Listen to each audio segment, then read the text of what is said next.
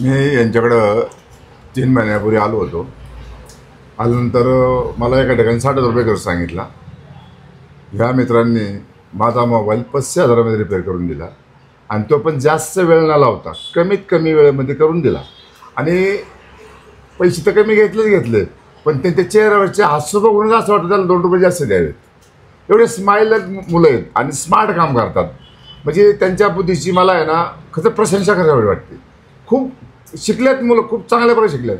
म्हणजे जगातल्या टेक्नॉलॉजी जवळजवळ यांच्याकडे असं मला वाटायला लागले. काही खूप सुंदर काम करतात मुलं.